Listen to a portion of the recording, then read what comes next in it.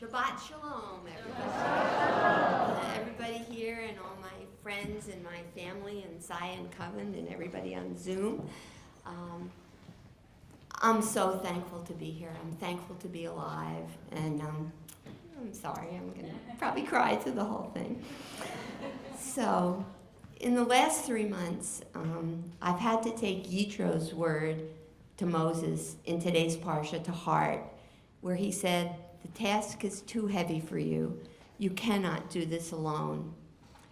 As many of you know, I fell down the escalator at Penn Station after Cantor Rosen's inspiring installation service on November 11th. I'm sorry, Sam. This is my first time back since then, shattering my right leg. It's been a long, tough road to recovery, and I recall Rabbi Kleinbaum's words so many times: despair is not an option. And Hineni, here I am.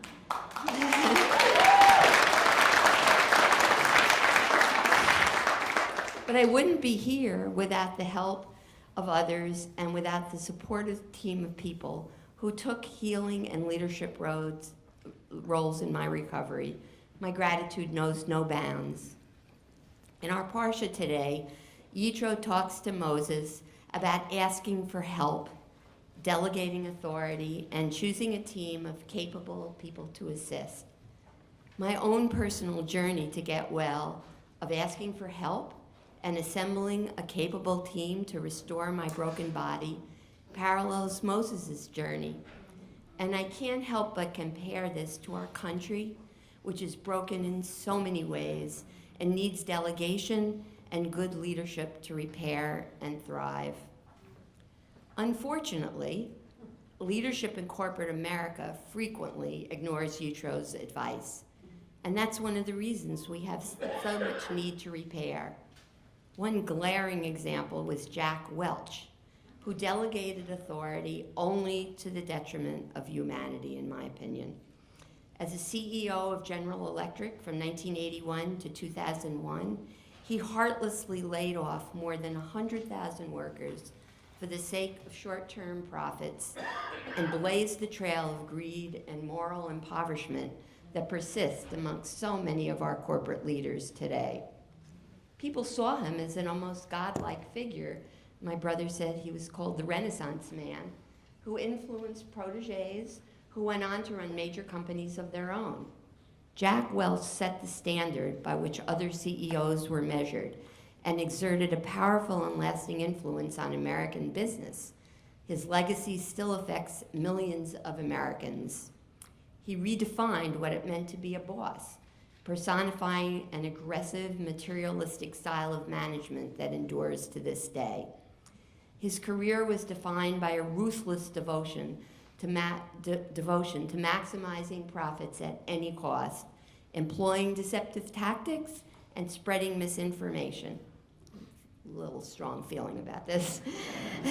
He chose internal sub-leaders and put together teams designed solely to increase short-term profits, no matter what the cost to the long-term health of the company and the people he sacrificed. His nickname was Neutron Jack, a reference to the neutron bomb, which purportedly kills people while leaving buildings intact. We as a country are so broken today, largely because of leaders like him.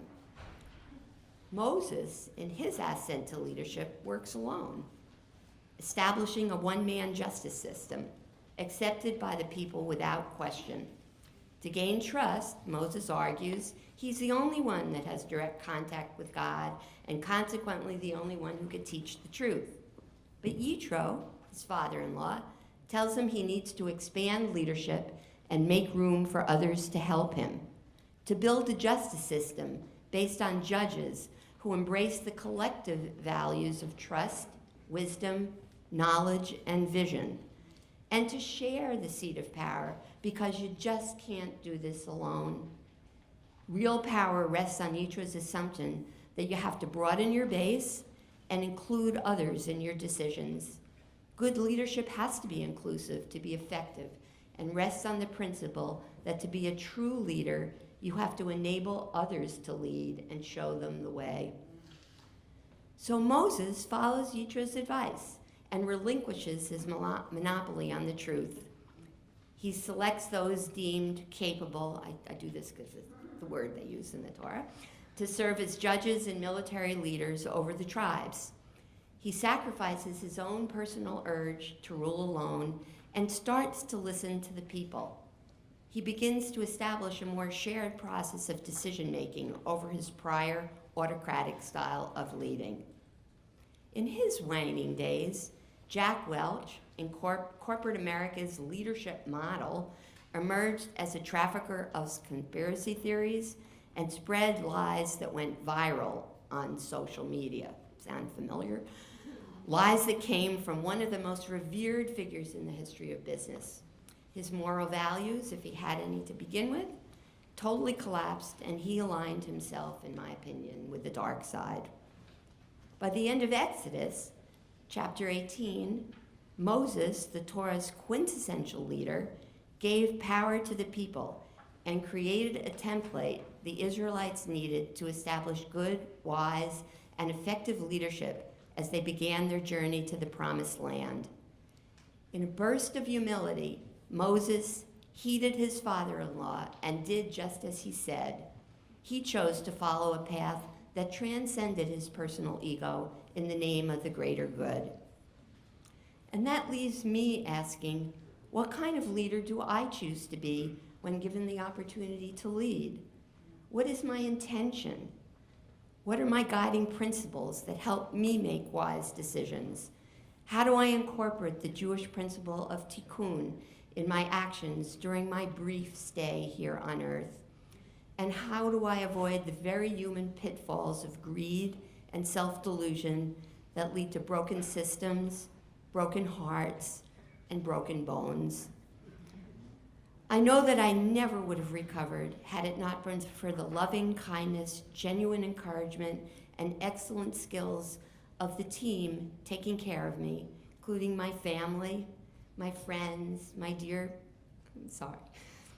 CBST community, and the doctors and nurses and aides that supported me in the healing process. And I had to let go right from the start of doing this by myself.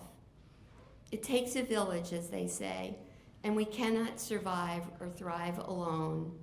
It will still take me a very long time to completely heal, but I plan on asking for help every step of the way. Love you.